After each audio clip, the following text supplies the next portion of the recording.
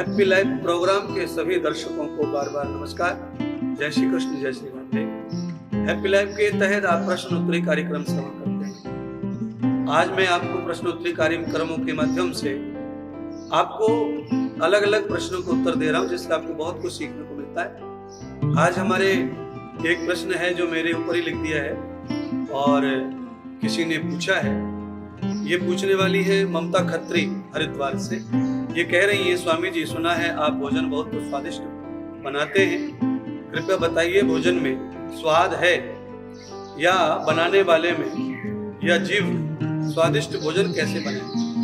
प्रश्न उत्तर कार्यक्रम में ये उन्होंने प्रश्न किया कि भोजन में स्वाद होता है या जीव में होता है या बनाने वाले में होता है। तो देवी जी हरिद्वार से आपने जो प्रश्न पूछा है ममता खत्री जी, आपके प्रश्न के लिए बहुत बहुत धन्यवाद।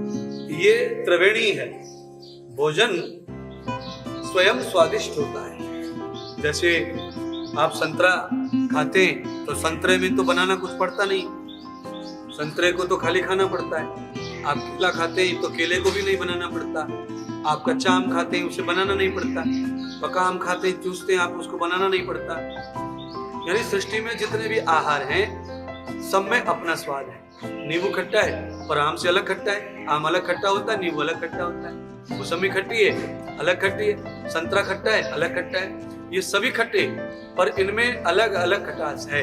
इनमें किसी ने, किसी इंसान ने किसी भी पौधे को, किसी भी फल को निर्मित नहीं किया। इसमें इंसान की आवश्यकता ही नहीं है। पर दूसरा, इन चारों प्रकार की खटाई को समझने के लिए जीव का होना आवश्यक है। तो जीव स्वाद का अनुभव करती है। जीव क्योंकि ज्ञानेंद्रिय, तो जीव से आप आहार का अनुभव करते हैं। दूसरी बात, यह व्यक्ति तो जो हम सब्जी आदि भोजन पकाते हैं, रबड़ी पकाते हैं, खीर पकाते हैं, इस तरह का जो भोजन है उसमें व्यक्ति की भी जरूरत है, पदार्थ की भी जरूरत है स्वाद के निर्मित करने के लिए। क्योंकि आर्टिफिशियल स्वाद बनाना है तो व्यक्ति की योग्यता चाहिए, यानी व्यक्ति चाहिए और पदार्थ चाहिए और उसकी मात्रा चाहिए, तो दोनों में स्वाद खड़ा होता है।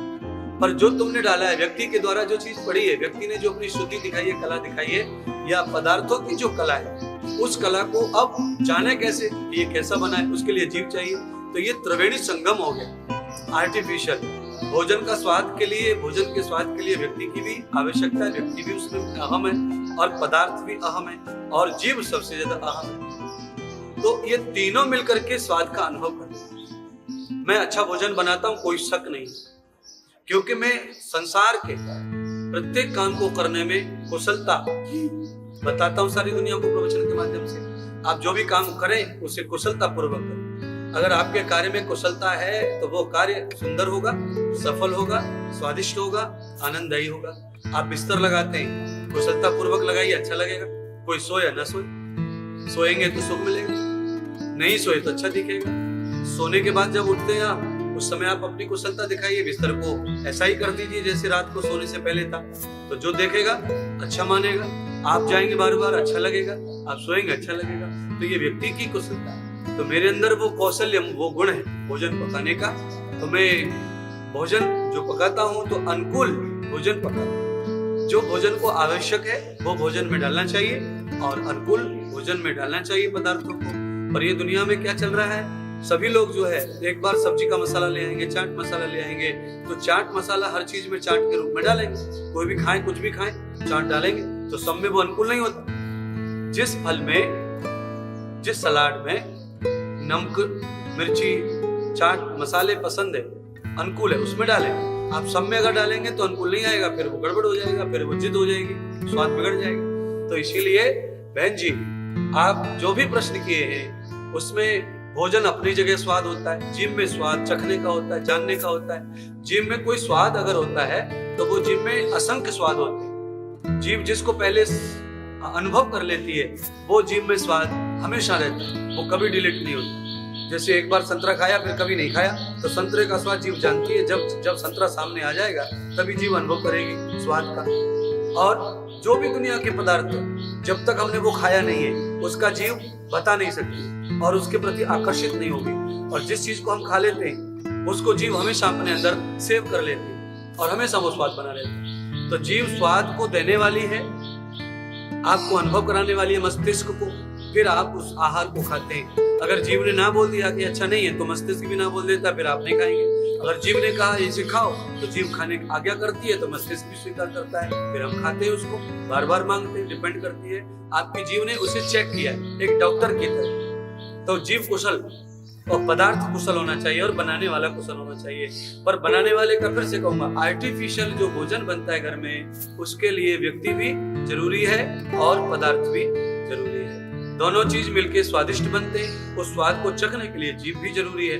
तो आपने पूछा कि स्वाद अहम है या बनाने वाला या जीभ, तो ये तीनों अहम है। पर जो प्राकृतिक स्वाद है वो स्वयं प्रकृति में होता है, उसमें व्यक्ति का कोई भी प्रयोग नहीं है। जैसे तरबूजा खाना, खरबूजा खाना, तरबूजे में अपना स्वाद होता है, खरबूजे में बिना छेड़े अपना स्वाद होता है। चाकू मारो, काटो और खाओ, उसमें कुछ भी मिलाने की आवश्यकता आपको नहीं है। अगर उसमें कुछ मिलाएंगे तो उसका स्वाद बढ़ेगा नहीं, उसका स्वाद भी कम होगा, उसके गुण भी कम होंगे, क्योंकि ये नेचुरल गुण जिनमें है वो सब चीज आपको ऐसे प्राप्त होती है। जैसे अब ढेंढस है, आप उसे कच्चा खाएंगे अच्छा नहीं लगेगा। लौकी है, कच्चा खाएंगे अच्छी नहीं लगती। तुरई है, कच्ची खाएंगे नहीं अच्छी लगेगी आपको। और तुरई जैसी उसकी वैरायटी है ककड़ी, वो अच्छी लगती है, उसे पका के खाएंगे वो नहीं अच्छी लगेगी, और तुरई पका के अच्छी लगती है। पर पकाने के लिए उसमें क्या डालना अनिवार्य है वो व्यक्ति की कुशलता है। इसीलिए आप सब चीजें समझकर, अगर आपने लौकी पकाई है यानी कि तुरई पकाई है और तुरई में आपने मेथी का छौंक दे दिया तो स्वाद बिगड़ जाएगा। और आपने उसी का भाई बड़ा काशी फल पकाया है तो आपने उसमें राई के साथ में मेथी डाल दी तो स्वाद बिगड़ जाएगा। तो आपको काशी फल पकाने के लिए मेथी की जरूरत है और तुरई पकाने के लिए अजवाइन की जरूरत है। जीरा जहाँ पकना है जीरे के लिए जीरे की जरूरत है। और ये सब चीजों के साथ अलग अलग व्यवहार करना है तो आपकी सब्जी में स्वाद तैयार होगा। ये कुशलता के कारण ही वो तैयार हो जाएगा। आप अगर अजवाइन में छौंक देंगे काशी फल को तो स्वाद बिगड़ जाएगा, अजवाइन में छौंक देंगे आलू को स्वाद बिगड़ जाएगा, अजवाइन में छौंक देंगे पनीर को स्वाद बिगड़ जाएगा। और वैसे ही मेथी में पनीर को छौंक देंगे स्वाद बिगड़ जाएगा। तो मेथी जिसमें उपयुक्त है उसी में स्वाद आएगा। और आप किसी चीज में सौंफ डाल के छौंक देंगे स्वाद बिगड़ जाएगा। पर आम कच्चा छौंकेंगे उसमें सौंफ डालेंगे तो स्वाद आ जाएगा। तो अनुकूल ज्ञान आपको होना चाहिए मसालों का, पदार्थों का, तो आप कुशल स्वादिष्ट भोजन बनाने वाले होंगे। व्यक्ति का भी भोजन में आश्रय होता है, कारीगर का भी होता है और साथ में पदार्थों का भी होता है, मिक्स करके ऐसे बनता है। पर प्रकृति के जितने भी पदार्थ हैं, कौन सा पदार्थ स्वादिष्ट बिना कुछ मिलाए होता है जिसमें व्यक्ति की जरूरत नहीं है, वो भी मैंने उदाहरण दिए। भोजन का भी उदाहरण दिया, पदार्थों का भी अलग अलग उदाहरण दिया, किसमें कैसे डाल के स्वाद बनाया जा सकता है और किसमें क्या डालने से स्वाद बिगड़ा जा सकता है ये भी दिया। और संपूर्ण स्वादों को वेरीफाई करने के लिए, प्योर करने के लिए जीभ की जरूरत है, वो भगवान ने हमें दी है। बहुत बहुत धन्यवाद। आपको मेरा प्रश्न जरूर अच्छा लगा होगा और आप इसी तरह से अपने आप को नए नए प्रश्नों के साथ मुझसे जोड़ के रखें। सब्सक्राइब करें चैनल को और अपने यार दोस्तों को बताएं। ज्यादा से ज्यादा ज्ञान सबके सहयोग के लिए, सबके स्वास्थ्य के लिए हैप्पी लाइफ प्रोग्राम के द्वारा हम देते हैं। और ये प्रोग्राम नित्य आपके लिए 6 बजे शाम को लाइव चलता है। लाइव जुड़ने के लिए बहुत बहुत धन्यवाद आपसे। नमस्ते, जय श्री कृष्ण। ये वर्धमान जी जैन साहब अहमदाबाद गुजरात से लिखते हैं अपना प्रश्न, कम समय में ज्यादा पैसा कैसे कमाया जाए। जैन साहब, कम समय में ज्यादा पैसा कमाने की जो विधि है वह हमारे वेदों में वर्णित है। अथर्ववेद में वाणिज्य का बहुत सारा उल्लेख है, व्यापार का, उद्योग का। अर्थनीति अथर्ववेद में ही है, उसमें ये सारी चीजें दी हुई हैं वेद शास्त्रों में। दूसरी बात यह है कि ज्यादा पैसे का कोई लिमिट तो है नहीं, आदमी कैसे पैसा कमाए। कम समय का भी कोई लिमिट नहीं है। कम समय बोले तो 1 दिन में, आधा घंटे में, 2 महीने में, 4 महीने में, 2 साल में। कैसे समझे कि आप कितना समय को कम मानते हैं और कितने पैसे को ज्यादा मानते हैं।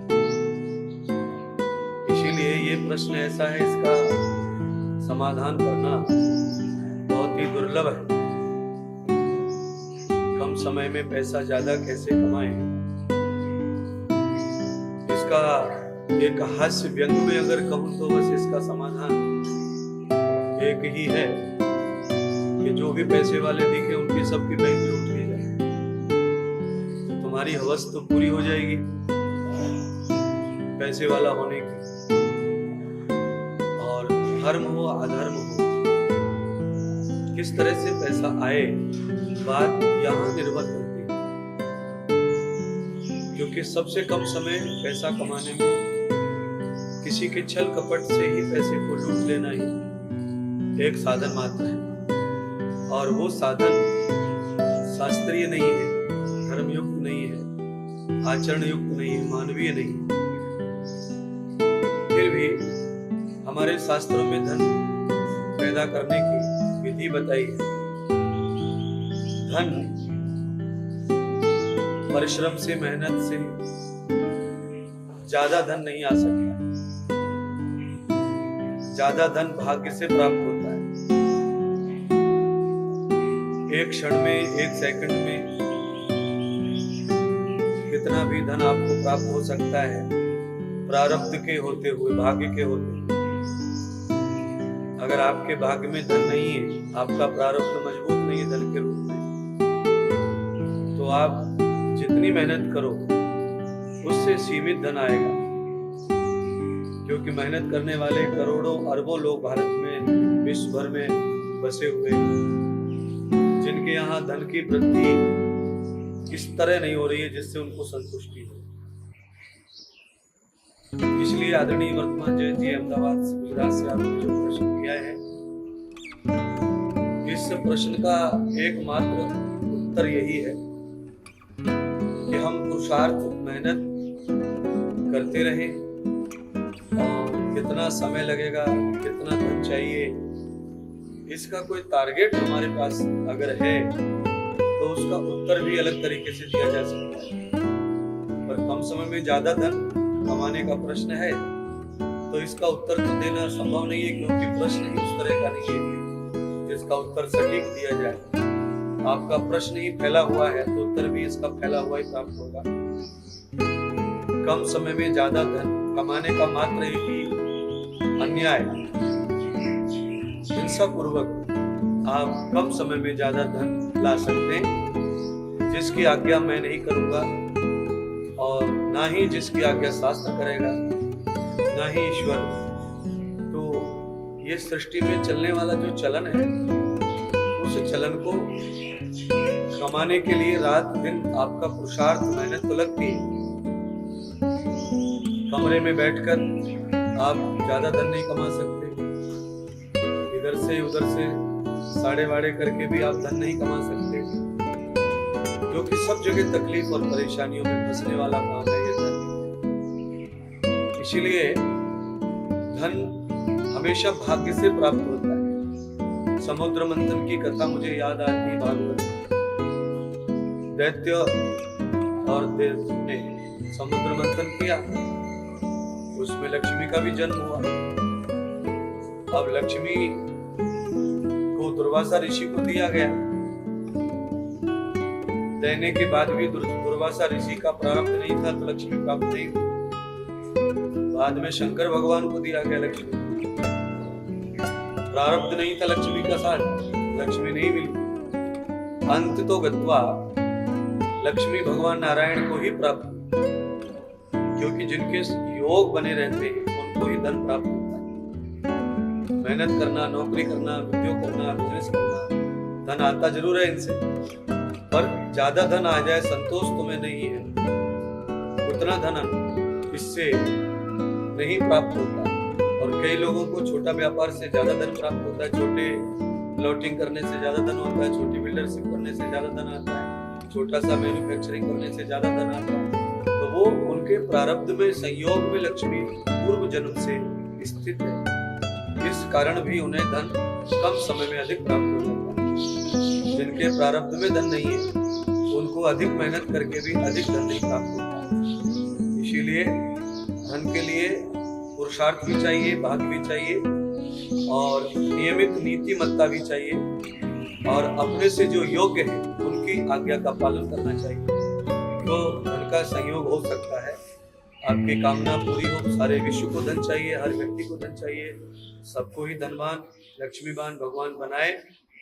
मैंने बीच में प्रश्न में उत्तर देते हुए कहा कि कम समय में धन कैसे प्राप्त होगा, तो उसके लिए अन्याय अनीति यही मार्ग है, और ये मार्ग शास्त्रीय और मानसिक आत्मीय मानवीय नहीं है। यह कृत्य करके धन प्राप्त करना हमारे लिए सुखदायी नहीं है, हम उसका भोग नहीं कर सकते। अनीति के मार्ग से धन आता है, उसका भोग नहीं होता है, वो यूं ही भटकता रहता है और भटकाता रहता है धनवान को। इसीलिए धन के लिए पुरुषार्थ और भाग्य दोनों मिलके काम करते हैं। आपका संतोष होना चाहिए, धैर्य होना चाहिए, और धन आपके वर्क से, कर्म से ही आएगा। बहुत बहुत धन्यवाद।